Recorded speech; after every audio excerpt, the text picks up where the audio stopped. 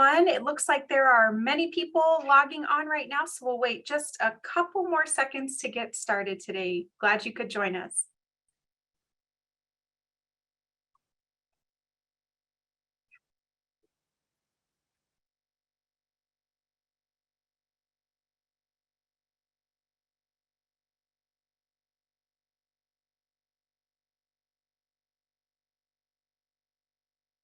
All right, well, I think we'll go ahead and get started. We've got an awesome turnout. Welcome to our kickoff Destination Re-Accreditation 2023. It's been a couple-year journey, maybe even longer than that, but certainly a lot of targeted communications and intentional work around preparing for SCC's reaffirmation of accreditation with the Higher Learning Commission.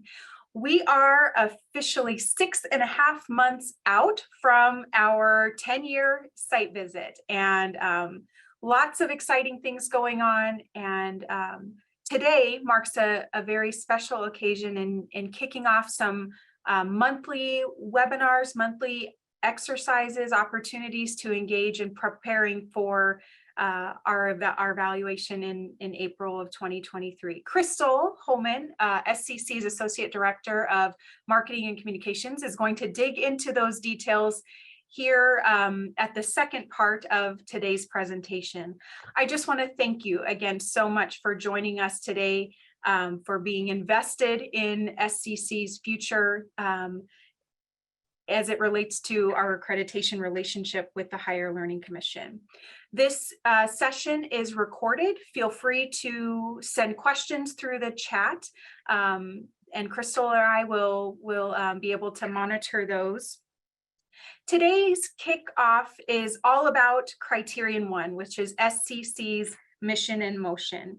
And we have a very special guest with us today, Dr. Paul Illich, who is SCC's biggest champion when it comes to extending the mission throughout the 15-county service area and leading a great deal of transformation that has prepared us to be able to best serve our 15-county service area. So Dr. Illich is going to visit with us more about SCC's Mission in Motion, Criterion 1. At this time, I'll turn things over to him.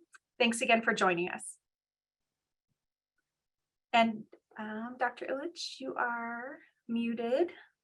Thank you, Shauna. I really like how formal Shauna was with the introduction. I always in my life wanted to be introduced as a special guest. So I thank you for that, Shauna. I do really want to thank Shauna and many individuals that involved in the steering committee, other types of committees as we've been preparing for the Higher Learning Commission full review in 2023. And I'm really excited to talk to you about our mission. What's wonderful about the conversation we're going to have today is that this is not new. We have been extremely focused on our mission the last several years in lots of different ways. I want to start by kind of talking about what we mean when we say mission. So when we talk about mission, we have a mission statement, and I'm just going to kind of read that real quick. Our statement reads that our mission is to empower and transform the diverse learners and communities of Southeast Nebraska through accessible, lifelong educational opportunities. The college provides dynamic and responsive pathways to career and technical academic transfer and continuing education programs that contribute to personal, community, and workforce development.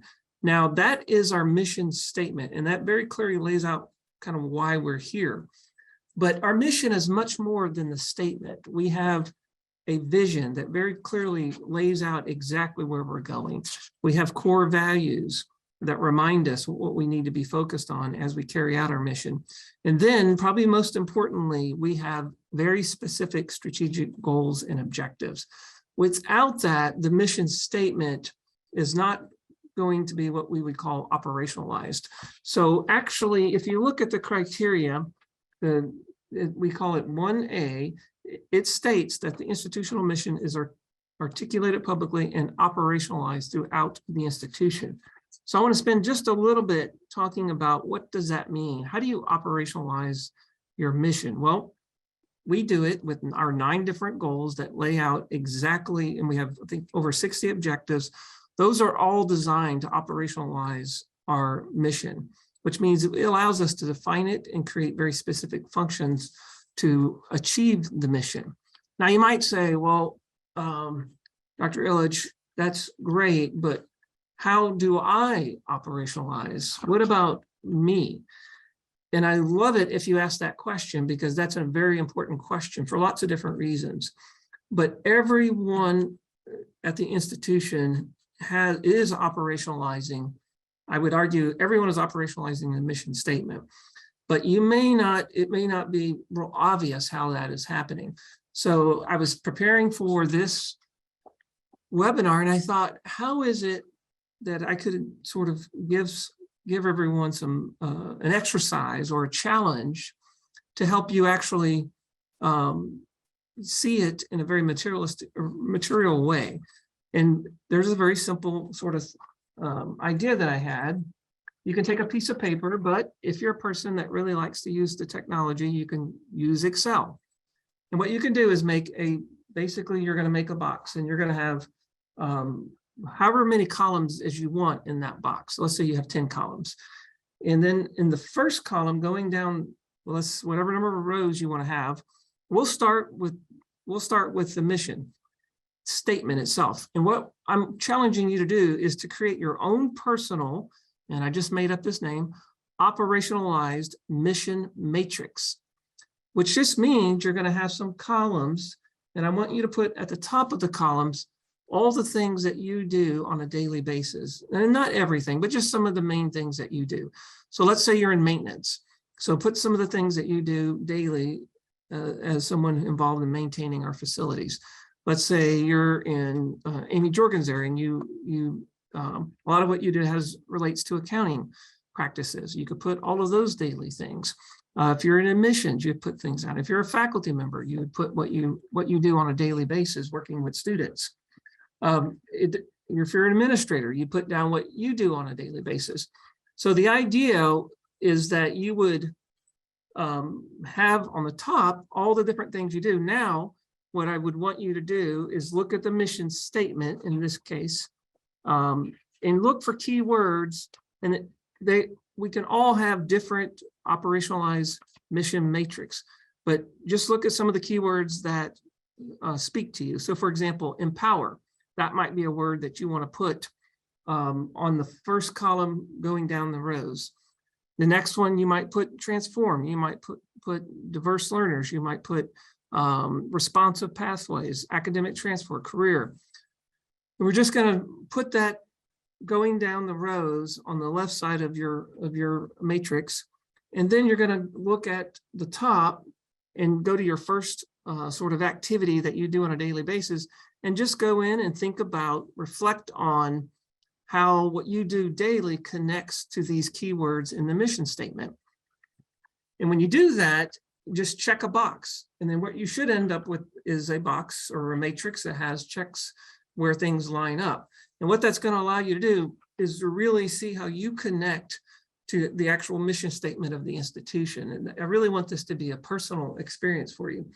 Now, let's say you're looking at this and you go, wow, I don't have as many checks as I thought I might. Well, maybe there's something you left out. Maybe there's something you're doing that you just didn't think about the first time you tried this. Or maybe there's something you're not doing that you think might connect to the mission statement. And maybe that's something you could add to some of your daily things that you do. And that's just something you could talk to your supervisor about. Hey, I came up with this sort of thought. What do you think about this? So again, this is just something, a way for you to think about for how do you connect to the institution's mission statement. Now, I don't have to repeat all that because you can do the same thing. I just changed the name of it. You can do an operationalized vision matrix. So it's the same thing, but now you would look at the vision statement, and there's some really wonderful words in our vision statement and phrases, and you could put those in a new matrix on going down the first column on the rows. You could put some wonderful statements. So for example, it talks about a commitment to investing in all aspects of our operations, it talks about let's see here, that we strive to be a national leader in developing high contact technical and academic experience, personal, sincere relationships with engaged and invested faculty, staff, and administrators. We all can connect to that for sure. It talks about investment in terms of intellectual, financial, strategic, infrastructure. So there's lots of different pieces to that vision statement that you could create another matrix and really see how you personally, your daily work connects to that vision statement. And you can do the same thing with the goals and the objectives. Again, this is not something that, you have to worry about being very formal. The idea is just, it forces you to kind of be thinking about what we're trying to do in terms of our vision, what we're trying to do in terms of our mission statement and our goals and objectives, and how you fit in to those pieces of our mission. And again, our mission is not just the mission statement, it's everything associated with it. So that's one thing I really wanted to talk about, was to make it very clear that in order for us to have the greatest success in fulfilling our mission, we all need to be operationalizing it at many different levels. There's other ways you can operationalize it. We do it with at an institutional level with our strategic planning process. Every one of our what we call expanded positions when we're doing our budgeting is tied to a specific goal and objective. That's extremely important, that we steer our resources in the direction of our strategic goals and objectives. I would also encourage you to make sure you're participating in our MAP, mission action planning process. That's another way to operationalize our mission at the institution. So that's operationalize was one key area I wanted to talk about. The second one was the criteria reads that our mission demonstrates commitment to the public good. And I just want to talk about that just for a little bit. And what HLC is telling us is they want our mission to be about, they don't want it to be about personal gain. They don't want it to be a gain of an external entity. They want it to be about public good. And I think there's lots of ways that SEC has been doing that. And one of the ways that you can really think about doing public good is you put the institution above your own needs in terms of, whether or not you're a division, a department, or an individual. And what I mean by that is sometimes we have to do things for the public good that might come at the expense of maybe not being as comfortable as we otherwise might be. And I'll give you a really good example. I absolutely believe that attempting the $369 million bond was all about public good. It was very courageous for the board to let me try that. And it was absolutely because we put the public good first and didn't worry about the fact that we were going to have some folks that were upset and that it would become uncomfortable when you're criticized, but it was very important. And we do that in lots of different ways of making sure we're focused on the public good. That is very important in order to really carry out the mission. We have to really be paying attention what's in the best interest of our constituents and not so much necessarily for us. And sometimes that means we have to do things that are a little bit uncomfortable, but in the end, it's the right thing to do. So that's one thing. And again, you can be thinking about how you personally are part of the commitment to the public good. And then the last part of the criteria related to the mission really talks about how our mission provides opportunities for civic engagement, for how to connect in a multicultural society, and how we do that with the constituents we serve. And one of the main pieces to that, it talks about the institution fosters a climate of respect among our students, faculty, staff, and administrators from a range of diverse backgrounds, ideas, and perspectives. And I think you all know what I'm about to say. So we've been extremely deliberate in doing that. We talk a lot about goal 9, and that's on purpose. Those those words are all about trying to create a very inclusive environment. We want to be able to challenge each other. We want to be able to disagree in a respectful way. We want everyone to feel included. We want to be reflective in our thinking. Those are all things that are, we didn't need necessarily HLC to tell us to do these things. We would have been doing them anyway. But all of those things are related to Goal 9 and extremely important.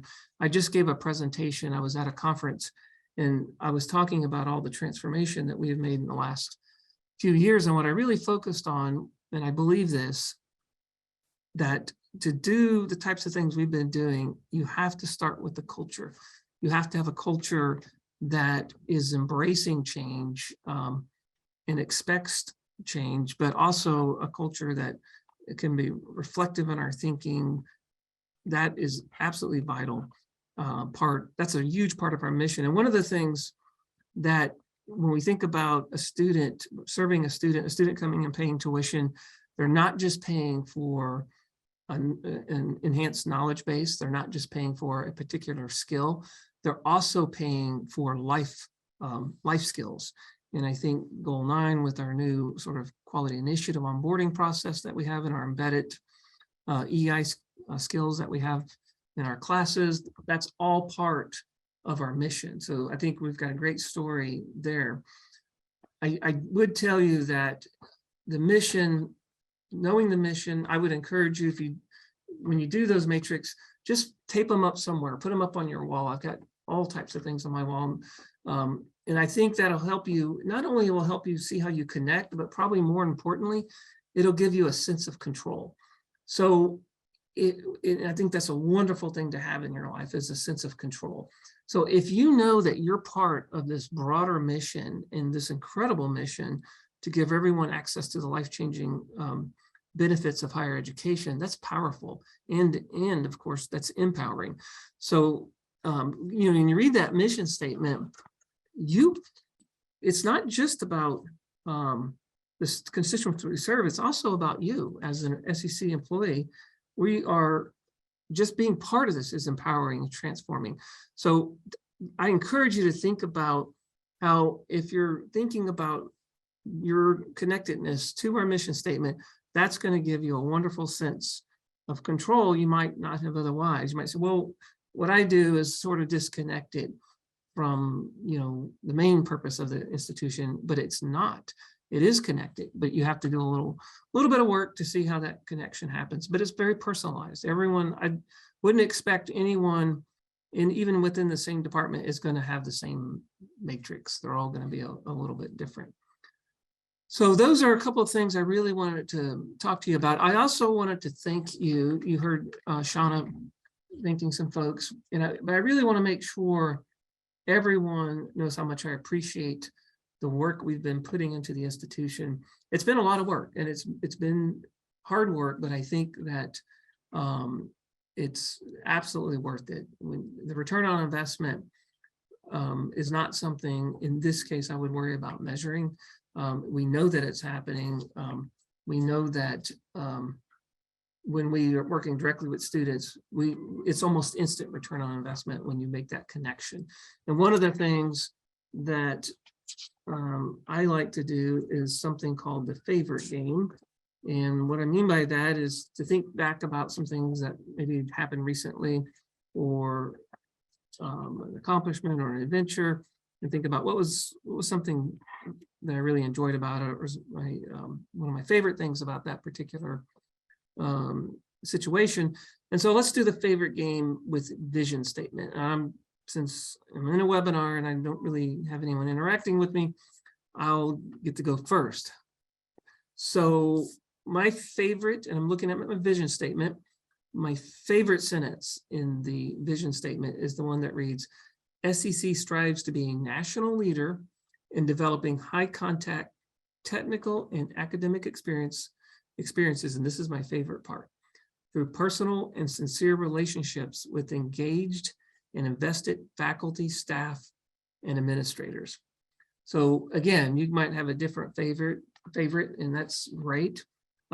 That's always kind of a nice way to frame these things. What is it that you most enjoy about the mission statement, the vision, the strategic goals and objectives? That's my favorite for sure, because it makes me really appreciate and think about all the hard work all of you have been doing over the last few years. Well, it looks like Shauna and Crystal have rejoined me here in the webinar, so I bet they might have some questions for me. I think I've used quite a bit of my time, Shauna. Do we have questions? There is one question, and that is, could you share a little bit about some of the comments that you hear from community members over in recently about how we're expanding our mission into throughout the 15 county service area? I really appreciate that question. I frequently hear from community members, and they're very appreciative of what we're doing. They're excited about it. They want to be a part of it. And there's lots of different ways I hear that. One way I hear it is when I'm talking to potential benefactors, they are telling me, hey, I see what you're doing out there. How can I help? I want to be part of that. And that can be a naming right, or that can be just a straight gift. That's one way I hear it. But then I hear board members who tell me that community members or constituents are very excited. Like you said, in those learning centers, I hear a lot of wonderful positive comments from our learning center coordinators, and they hear from their community members that those have been game changers for those particular communities. I hear from individuals that are actually engaging in some of these new opportunities that have been created. We have a lot of community members that now go to the Course Restaurant, for example. So I hear many different, I know we get a lot of compliments of what's happening with the diesel technology facility in Milford. And I get many, many comments about the new health science facility, but in general, the comments are really not so much about particular buildings. I mean, they are sometimes, but often it's just, they're excited that SEC is really investing in their communities. That's what they're most excited about. In fact, I had someone recently said, I'm not sure if I'm even paying enough taxes for everything you're doing. It's just, they're real appreciative of, they say, I don't mind paying taxes as long as I'm getting things like what SEC is delivering. I really appreciate it. I had a comment recently from someone that said, I wasn't sure where my kids were going to go. And now if you'll hurry up and get the residence hall completed on the Lincoln campus, I've already told them they have to go to SEC because of all the great things that are happening there. So I do get, and I tell my board this, I have not had a single member of the community complain about how we're investing in ourselves. It's not just tax dollars. We're getting privately raised funds. We have a student facilities fee. Everyone is contributing to this wonderful investment in the college. So I don't have a list of real specific ones, but I get them weekly. I get very positive comments. Almost every meeting I go into starts off with someone says, wow, SEC, you're really doing amazing things. It's really exciting to see. And I don't tell them, but I think we're just kind of getting warmed up. We have a lot to do. Well, I don't want to scare everybody. We've made great progress, but we do have a good ways to go, but we are definitely going to get there. So yes, a lot of positive comments about, and I think when people see that you're investing in it, they want to be part of it. And we're seeing that with our benefactors. We also get people that just want to volunteer, that want to be part of this really exciting opportunity they're seeing with SEC. That's great, Dr. Illich. Thanks for sharing that. If I could add to your favorite part of the mission, the vision statement, what you're speaking to speaks to my favorite part of the vision statement, which is the college will work collaboratively and courageously with its higher ed partners, employers, and local and state officials to address Nebraska's skilled worker shortage and the need for everyone to have affordable access to the life-changing benefits of higher education. I get chills every time I read that or hear that. It's just very powerful and speaks to some of the examples that you just shared. When we were working on a vision statement, Shauna, I think we were very purposeful in that use of the word courageously. That was very deliberate, and it was a way to recognize the courage that it took. And it's not just the board. Certainly, the board had the final say in launching this, but it was everyone. It was the administrators, faculty, staff. To do this is really hard work. It would be much easier not to do it. I don't think there was a choice here, but certainly by working on all of this transformation to move our mission forward is courageous. And it's not just a one-time, oh, we launched this, now we're good. It's every day. It's showing courage every day, because this is like taking on this would be even, what do they call that? This would be beyond what we call an ultra marathon is kind of what we're on. And you got to pace yourself a little bit, but in this case, we got to go pretty quick. So did I cover what you wanted me to cover, Shauna? Yes, that was wonderful. I'm excited to see there's 120 people watching this, which is good, because what was our peak? Was it 100? I didn't lose a lot of people. I think I think we're at the peak. It's just been going up, up, up since you started. Okay. Well, again, I appreciate everything that you all are doing to make this mission a reality. And last thing I'll mention that is so, I think, to me, is such an amazing thing to do, or it's very motivational.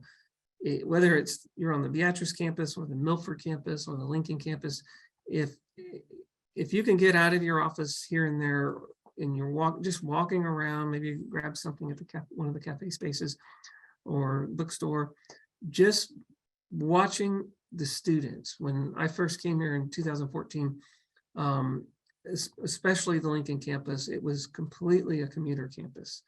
The students were not, for the most part, they were not staying there. That has all changed. And when you watch what's happening in between classes, you're seeing that's the personal growth, that's the lifelong skills, and that's exciting. The students, you can feel the buzz. They want to be there, they want to connect, they want to make friends. That's my return on investment. When I see that, and I'm exhausted from doing all of this, all I have to do is watch the smiles on their faces and watch them interact and joke and see that they're bonding. They understand they're on this collective mission of discovery and challenging themselves, and it's a really wonderful thing to watch. I think there was a Career Day fair yesterday on the Lincoln campus, and I know we have them all over campus, but someone was telling me that there were so many students involved in that, and they were all excited. So anyway, that always lifts me up. If I'm just kind of tired from working and I happen to be on a campus, whether it's irrespective of which campus it is, I always love to see those students. That is our mission, is to give everyone those life-changing benefits of higher education. All right, is it Crystal's turn now? Yes, it is. Thank you so much, Shauna and Dr. Illidge. We do appreciate you being here, and I appreciate all of you being here as well. And please don't jump off just because I've started my presentation. So I'm going to go ahead and start by sharing my screen and really walk us through. So for attending today, everybody is going to be receiving a Mission in Motion t-shirt. I'll be sending out more information after the meeting to get your t-shirt size, and we'll get those out in the next coming weeks to all of you. So I do appreciate you being here.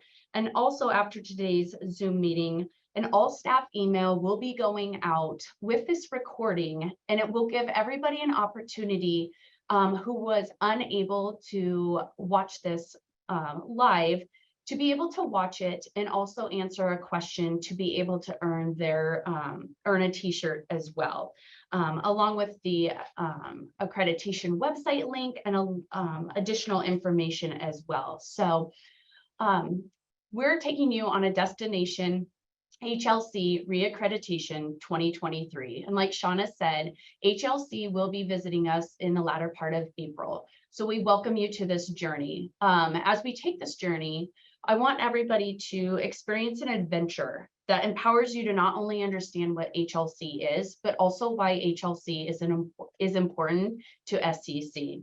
Through this journey, you'll have an opportunity to participate in monthly destination adventures focused on each of the 5 criterions within accreditation. This month, like we've said before, is focused on Criterion 1 around the mission, which is not just the mission, it encompasses a lot more, but we're calling it Mission in Motion. We're also continuing the passport challenges that were initially implemented a year or so ago to ensure that we have engagement and opportunities for everybody to earn some swag. I've included in this slide the mission with some of the main words like empower, transform, highlighted here. Soon I'll show you how to access the website, how to access the passport challenges, what's the information about earning the travel package swag, which you will be able to earn each month by attending either an online or in-person event, as well as once we get through the HLC Re-Accreditation in April, we plan to do a collective celebration in May in which we will have larger ticket items that as you engage with online and different events, do passport challenges, you will be earning tickets that will be able to be utilized to choose put in for a chance at the larger items. And I'll show you that information here in a bit. But really what we want you to do is to complete a passport challenge this month that recognizes your peers, who's really acting out and showing the mission in motion every day, how they empower and transform, how they provide educational opportunities, discuss, create or implement pathways, engage in personal community and workforce development. And we've kind of kicked this off through our accreditation newsletter. So we have received a few nominations already, and I wanted to include them in this slide deck in this presentation just to show a few. I'm just going to show the names. There is the nomination with that. I will show you here in a bit where to see all of the nominations because we've had additional nominations come in, and hopefully after today we have a lot more. But we're going to also be utilizing these nominations going forward and continuing this once the accreditation has been concluded. So Kat was nominated for her acting out the mission. Jessica has also been going above and beyond and meeting the students and helping them. Michael and Gabrielle have been nominated for being in their new roles and really increasing and growing the science department, and Carl striving to make our programs better for current students. So with this, part of ensuring that our HLC Re-Accreditation is successful is your engagement is truly valuable, and showing up today for this kickoff really means a lot to all of us that have put in a lot of work for our re-accreditation. So I encourage you, and I'll show you where to access the accreditation website, where to access our passport challenge, what we're doing for calendar events each month, all of that I'll show you here in a little bit. But what I'm asking right now is that you take some time throughout this month and through April and into early May, that you think about the types of engagement that you can have all around. Ask how HLC Re-Accreditation engagement is going with others that you work with. Complete the passport challenges. Attend these events, whether they're in person or online. And if you can't attend, we'll be sending out that video recording for an opportunity to watch them. Display your passports on your desks. That is one thing that I will be sending out later this week, along with t-shirts and a lot of other items. So everybody will have an actual passport, and you'll be able to get a passport stamp and display that on your desk. encouraging other team members to also display their passports, talk about how they're engaging. Read the accreditation newsletter. That's going to be your source to know what's coming up next month, kind of a recap of this month, of the previous month, and moving forward as we are preparing for the visit. And also make sure to show off your swag that you've earned by participating. It shows others that you're engaged and that how valuable HLC Re-Accreditation is to us. So I'm going to show you how to access, and we'll go out to the website here in just a moment. I encourage all of you to bookmark the accreditation website. So if you go out to, I'm going to sneak over here, go out to the website. It's under our quick links, the accreditation. And then within the accreditation page, you'll want to click on more information. So I'll take you and show you how to do this real quick. Quick links, accreditation, brings up the accreditation website. And within this paragraph, there is a link that says, find more information, which will bring up the accreditation website. On this homepage, you will see all of the information that you need. You'll also be able to access this website within the accreditation newsletters each month. But I do encourage you, like I said, to bookmark it. Here's our kickoff information. Here's some of the past information of why is accreditation important. A lot of past information that has already been shared, but great for a refresher. You're going to be able to earn travel pack swag on this journey by participating in these online and in-person events. Like I said, grand prize tickets will also be able to be earned by completing the passport challenges, getting your passport stamps, and engaging throughout the through the next few months. Here's the calendar of events. Within here, you can access the Criterion 1 mission, the passport challenge. I will bring this up to show you. Talks about our online events, our Zoom links and information, or in-person event. Details will be in this web page as well as in the accreditation newsletters. And then your passport challenge. We did set up that we have 3 opportunities to do a passport challenge this month. So you can nominate somebody, yourself or a student, about acting out, displaying the mission in motion. You may also provide a recommendation of where the mission statement should be displayed on campus. And then you can also request a mission, vision, or values poster for your office. This information, the homepage will be your easiest way to access everything. Otherwise, there's links within here. I do want to show you under Accreditation 101. This is the nominations page that will show all of the nominations as they come in. We will start loading them out here weekly so that they'll be updated. Back to my presentation. So like I said, November will be Criterion 2. We'll focus on integrity, ethical, and responsible conduct. This event will be part of the strategic planning week. The date that we have is November 4th. We're going to be doing trivia, treats and trivia at in-person events at each of the campuses. Our goal is to keep these at 20 minutes so that you can engage, be a part of it, earn your swag, or otherwise attend online as well and earn your swag. And more details to come on that. I will be sending out the follow-up email with all of the information about today's video, any of the how to access the accreditation website.